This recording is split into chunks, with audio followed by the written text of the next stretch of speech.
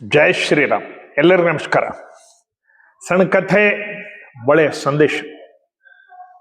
ಭಗವಂತನ ಕೆಲವು ಲೀಲೆಗಳು ಅಥವಾ ಅಗೋಚರ ಒಂದು ಶಕ್ತಿ ಮಾಡ್ತಕ್ಕಂಥ ಕೆಲಸ, ಇದು ಯಾವುದು ಏನೋ ಸಾಧಾರಣವಾಗಿ ಯಾರಿಗೂ ತಿಳಿಯೋದಿಲ್ಲ. ಕೆಲವು ಕಾಕತಾಳೀಯವಾಗಿ ಆಗಿಬಿಡ್ತಾವ.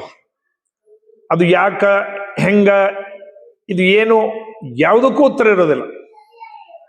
ಒಮ್ಮೆ ಒಬ್ಬ ಸಂತರು ಹೋಗ್ತಾ ಇದ್ರು. ಪಾಪ ಮಳೆಗಾಲ ದಿನ ಅಲ್ಲೆಲ್ಲಿ ತೆಗ್ಗಿನಲ್ಲಿ ನೀರು ನಿಂತಿತ್ತು. ಅವರು ಸ್ವಲ್ಪ ರಭಸವಾಗಿ ಹೋಗುವಾಗ ಆ ನೀರಿನಲ್ಲಿ ಕಾಲು ಬಿತ್ತು.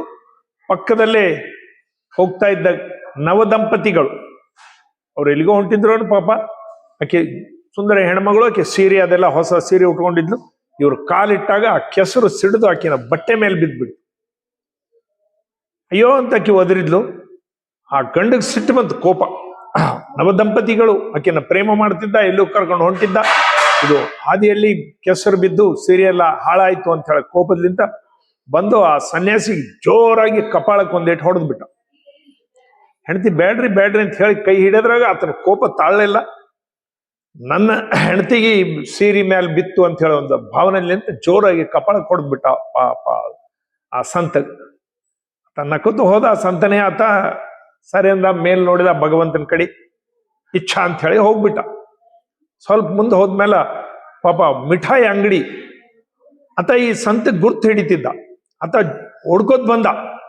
ಅಯ್ಯೋ ಸಂತರು ಹೋಗ್ತಾ ಇದ್ದಾರ ಪಾಪ ಅಂತ ಹೇಳಿ, ಬರ್ರಿ ನನ್ನ ಶಾಪ್ ಇಟ್ಟಿದ್ದೀನಿ, ದಯಮಾಡಿ ಕಾಲಿಡ್ರಿ ತಾವು ಅಂತ ಹೇಳಿ ಒಳಗೆ ಕೂಡಿಸಿ ಅವ್ರಿಗೆ ಒಂದು ಸ್ವಲ್ಪ ಸ್ವೀಟ್ ತಿನ್ಲಿಕ್ಕೆ ಹಾಲು ಕೊಟ್ಟ.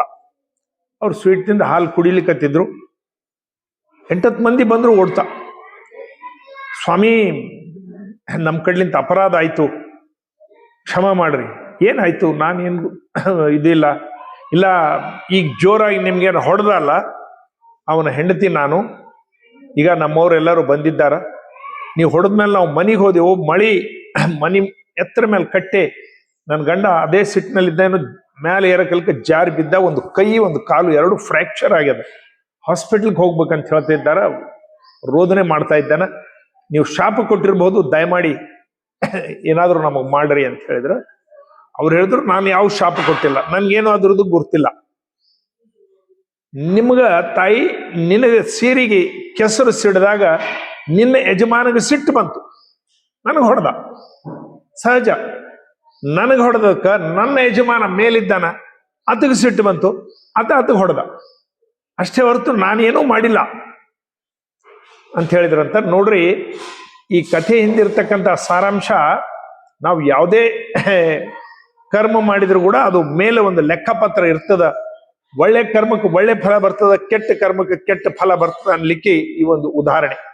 ನೀವು ಸೃಷ್ಟಿ ನಿಯಮದಲ್ಲಿ ನೋಡ್ರಿ, ಏನ್ ಭೂಮಿಯಲ್ಲಿ ಬಿತ್ತಿರೋ ಅದೇ ರಿಟರ್ನ್ ಬರ್ತದೆ. ಜೋಳ ಬಿತ್ತಿರೋ ಜೋಳ, ಹೆಸರು ಬಿತ್ತಿರೋ ಹೆಸರು, ನೀವು ಕವಳಿ ಭತ್ತ ಬಿತ್ತಿರೋ ಭತ್ತ, ಏನ್ ಹಾಕ್ತಿರೋ ಭೂಮಿಯಲ್ಲಿ ಅದು ರಿಟರ್ನ್ ಬರ್ತದೆ. ಕರ್ಮ ಫಲ ಕೂಡ ಹಾಗೆ ಆಗ್ತದೆ.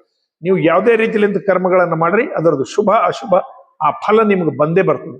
ಅದರಲ್ಲಿಂದ ನಾವು ಸ್ವಲ್ಪ ಸಂಯಮವಾಗಿರ್ಬೇಕು. ಯಾವುದೇ ಒಂದು ಪರಿಸ್ಥಿತಿ ಬಂದಾಗ ಅಷ್ಟು ಎಮೋಷನ್ ಆಗೋದು, ಅಷ್ಟು ಗಾಬರಿ ಆಗೋದು, ನಿರಪರಾಧಿಗಳ ಮೇಲೆ ಹೊಡೆದು ಬಿಡೋದು, ಇಂಥದೆಲ್ಲ ಮಾಡಬಾರ್ದು ಎಂಬುದಕ್ಕೆ ಒಂದು ಕಥೆ ನಮ್ಮ ದಿನನಿತ್ಯ ಜೀವನದಲ್ಲಿ ಸಹಿತ ಇಂಥ ಕಥೆಗಳು ಉಪಯೋಗ ಬರ್ತಾವ.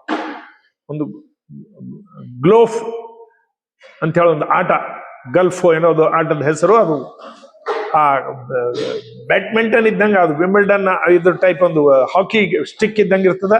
ಅದರಲ್ಲಿ ಹಿಂಗ ಹೊಡಿತಾರ. ದೂರ ಒಂದು ಸಣ್ಣ ತೆಗ್ಗಿರ್ತದೆ, ಗೋಲ್ಫ್ ಅಂತಾರ. ಆ ತೆಗ್ಗಿನಲ್ಲಿ ಹೋಗೋದು ಬಾಲ್ ಬೀಳ್ಬೇಕು. ಅಮೆರಿಕಾದಲ್ಲಿ ಒಂದು ಆಟ ನಡೆದಿತ್ತು. ಇದು ಯಾಕೆ ಉದಾಹರಣೆ ಹೇಳ್ತಿದ್ದೇನಂತಂದ್ರ, ಭಗವಂತನ ಕೆಲವು ಮನಸ್ಸಿನ ವಿಚಾರಗಳು ಯಾರಿಗೂ ತಿಳಿಯೋದಿಲ್ಲ ಅಂಬದಕ್ಕೆ ಕಾಕತಾಳೀಯವಾಗಿ ಆದಂತ ವಿಷಯಗಳು ಸಹಿತ ನಾವು ಭಗವಂತ ಅಂತ ಹೇಳ್ತೀವಿ. ಅದು ಒಂದು ಆ ಗೋಲ್ಫ್ ಆಡಕಲ್ಕ ಅವ ಒಂದು ಟೂರ್ನಮೆಂಟ್ ನಡೆದಿತ್ತು ಅಮೆರಿಕಾದಲ್ಲಿ. ಗೆದ್ದವರಿಗೆ 7 ಕೋಟಿ ಬಹುಮಾನ. ಕೊನೆಯ ಆಟ, ಈತ ಸೆಮಿಫೈನಲ್ ಫೈನಲ್ಗೆ ಬಂದಿದ್ದ. ಒಂದವ ಸ್ಟಿಕ್ಲಿಂದ ಆ ಬಾಲ್ನ ಹೊಡೆದು ಬಿಟ್ರೆ ಅದು ಓಡ್ತಾ ಹೋಗಿ ಆ ಹೋಲ್ನಲ್ಲಿ ಬಿತ್ತು ಅಂದ್ರೆ ಇವನಿಗೆ 7 ಕೋಟಿ ರೂಪಾಯಿ. ಪಾಪ ಹೊಡೆದ, ಕರೆಕ್ಟ್ ಹೋಗಿ ಆ ಗೋಲ್ ಹತ್ರ ಆ ಬಾಲ್ ನಿಂತು ಬಿಡ್ತು. ಒಳಗೆ ಬೀಳಲಿಲ್ಲ. ಆ ಗೋಲ್ಫ್ ಆಟದ್ದು ಒಳಗೆ ಬಿದ್ದಿದ್ರೆ 7 ಕೋಟಿ ರೂಪಾಯಿ. ಬಹಳ ಇದಾಗಿ ನೆಲಕ್ಕೆ ಕೂತ್ಬಿಟ್ಟ. ಅಯ್ಯೋ ಇನ್ನ ಒಂದು ಸ್ವಲ್ಪ ಇದಾಗಿದ್ರೆ ಒಳಗೆ ಬೀಳೋದು, ಹಿಂಗಾಯ್ತು ಭಗವಂತ ಅಂತೇಳಿ ಅವ ಪಾಪ ನೆಲಕ್ಕೆ ಕೂತ. ಎಲ್ಲರೂ bad luck bad luck bad luck ಅಂತ ಎಲ್ಲರೂ ಒದರ್ಲಿಕ್ಕತ್ತು. ಸಡನ್ ಆಗಿ ಅದು ಒಳಗೆ ಬಿತ್ತು ಬಾಲ್.